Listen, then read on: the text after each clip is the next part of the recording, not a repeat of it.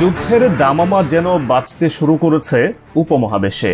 ভারত পাকিস্তান সীমান্ত এখন যেন আগুনে পরিণত, আর কাশ্মীরকে কেন্দ্র করেই শুরু হয়েছে এক ভয়ঙ্কর দাবা খেলা, যেখানে প্রতিটি চালই হতে পারে হাজারো প্রাণের বিনিময়ে। পহেলগামে রক্তাক্ত হামলার পর মুহূর্তেই পাকিস্তানকে ঘিরে শুরু হয়েছে চূড়ান্ত জল্পনা। ভারত কি ফের চালাবে সার্জিক্যাল স্ট্রাইক?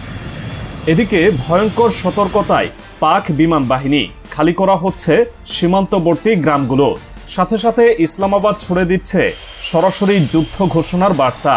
জেনারেল মনির জানিয়ে দিলেন, কাশ্মীর আমাদের ছিল, আছে, থাকবে, প্রয়োজন হলে 10টা যুদ্ধ করব। অন্যদিকে নয়াদিল্লি থেকেও এসেছে কঠোর বার্তা।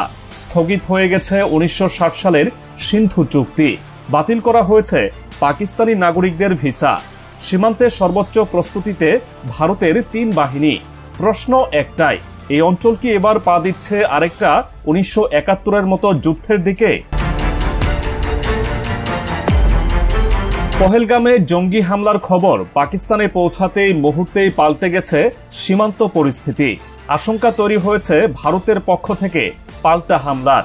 তাই সময় নষ্ট না করে পাকিস্তান তাদের বিমান বাহিনীকে রেখেছে উচ্চ সতর্কতায়। অনলাইন ফ্লাইট ট্র্যাকিং ডেটায় দেখা গেছে পিএএফ তাদের সাব এরিয়ায় AEW&C এবং C-130 বিমান মোতায়েন করছে কাশ্মীরের কাছে, বিশেষ করে LOC এর আশেপাশে।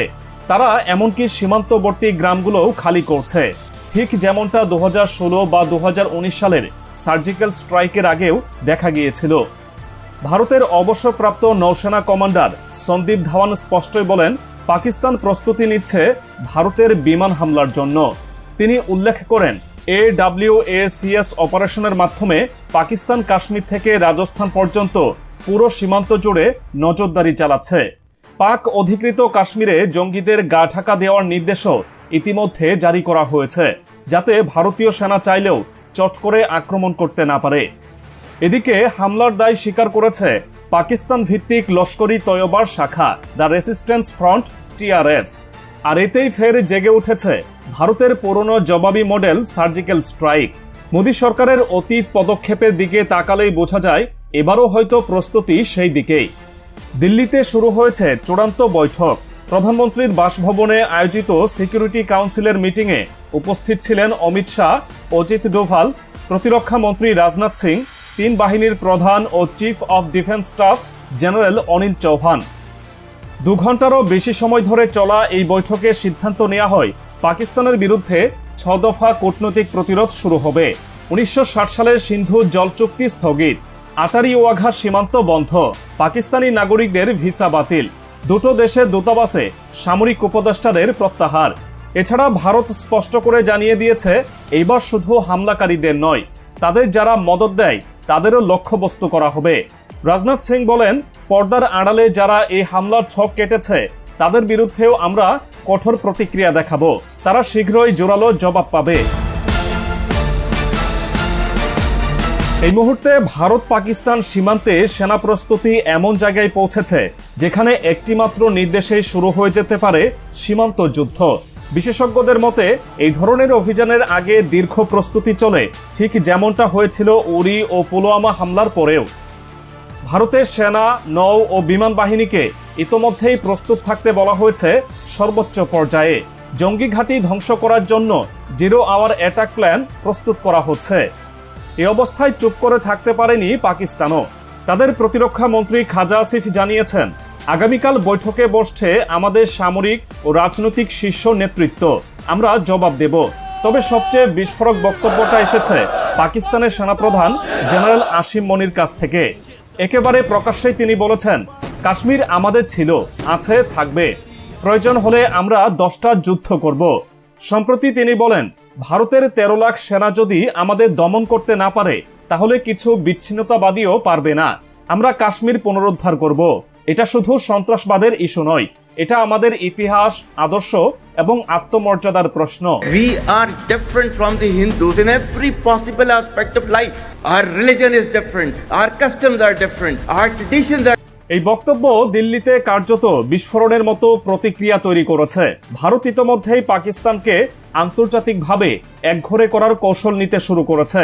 পাকিস্তান ভিত্তিক জঙ্গি গোষ্ঠীর নাম প্রকাশ করে আন্তর্জাতিক সম্প্রদায়ের কাছে পাঠানো হচ্ছে প্রমাণসহ রিপোর্ট। ভারতের কেন্দ্রীয় স্বরাষ্ট্র দপ্তর বলছে টিআরএফ আসলে লস্করি তৈয়বারই আরেক রূপ। এই সংগঠনকে ইউএন সন্ত্রাসবাদী তালিকায় অন্তর্ভুক্ত করার প্রস্তুতি নিচ্ছে দিল্লি। প্রতিরক্ষা সূত্র জানাচ্ছে ভারতীয় বিমান বাহিনীর ফাইটার স্কোয়াড্রনগুলোকে বর্তমানে স্ট্যান্ড বাই মোডে রাখা হয়েছে।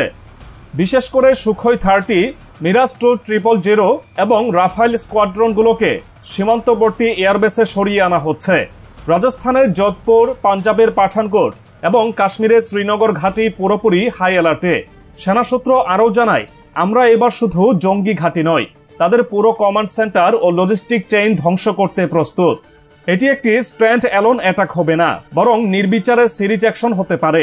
অন্যদিকে ভারতের নৌবাহিনীও আরব সাগরে তাদের যুদ্ধজাহাজ আইএনএস বিক্রমাদিত্য এবং আইএনএস বিশাখাপত্তনম মোতায়েন করেছে। পাকিস্তানের করাচি নৌঘাঁটিকে কেন্দ্র করে একটি ব্লকেট প্যাটার্ন তৈরির কাজ শুরু হয়েছে, যাতে যুদ্ধ লাগলে পাকিস্তানের সাপ্লাই লাইন পুরোপুরি বিচ্ছিন্ন করা যায়। এই অবস্থায় পাকিস্তানও প্রতিক্রিয়ায় নামছে সর্বশক্তি নিয়ে। পাক সেনা সদর দপ্তর থেকে নির্দেশ গেছে লক এবং সিয়ালকোট সীমান্তে 14 নম্বর ও 33 নম্বর ডিভিশনকে সম্পূর্ণ যুদ্ধ প্রস্তুতিতে আনতে। এছাড়া পাকিস্তান তাদের শাহিন 3 এবং গজনভি ব্যালিস্টিক মিসাইল ইউনিটকে স্ট্যান্ড বাইতে রেখেছে। পাকিস্তানি গণমাধ্যমগুলোর দাবি, ভারত যদি এবার সার্জিক্যাল স্ট্রাইক চালায় তাহলে পাকিস্তান তার চেয়েও বড় জবাব দেবে। ইসলামাবাদ এখন আর কূটনৈতিক কৌশল নয়, সরাসরি পাল্টা হামলার পথে হাঁটবে। এই ভয়ঙ্কর পরিস্থিতির মধ্যেই চীন ও সৌদি আরব দুই দেশেরই আলাদা প্রতিনিধি ইসলামাবাদ সফরে যাচ্ছেন। বিশেষজ্ঞদের ধারণা, পাকিস্তান হয়তো এই পরিস্থিতিতে আন্তর্জাতিক মিত্রদের পাশে চায়, বিশেষ করে চীন ও তুরস্কের মতো দেশকে। চীন আগেই বলেছিল কাশ্মীর ভারত পাকিস্তানের অভ্যন্তরীণ বিষয় নয়, বরং আন্তর্জাতিক স্বীকৃত বিরোধপূর্ণ অঞ্চল। তাই যে কোনো সামরিক সংঘর্ষে চীন ভারতের বিপক্ষে কৌশলগত সুবিধা নিতে পারে। এদিকে এই ভয়াবহ সংঘাতের সম্ভাবনার মাঝে উদ্বেগ ছড়িয়েছে আণবিক অস্ত্রের ছোঁয়া। উভয় দেশই পারমাণবিক শক্তিধর, আর তাই একটি সীমিত যুদ্ধ সহজেই পরিণত হতে পারে পূর্ণমাত্রার বিধ্বংসী সংঘর্ষে। বিশ্ববাসী এখন শঙ্কায়, একটি ছোট ঘটনা থেকেই শুরু হয়ে যেতে পারে ভয়ঙ্কর যুদ্ধ। ভারতের প্রতিরক্ষা মন্ত্রী জানিয়েছেন, আমরা যুদ্ধ চাই না, কিন্তু কেউ যদি আমাদের সীমান্ত লঙ্ঘন করে তাহলে জবাব এমন হবে যাতে তারা 10 বার ভাববে। কাশ্মীর ভারতের অংশ ছিল, আছে, থাকবে।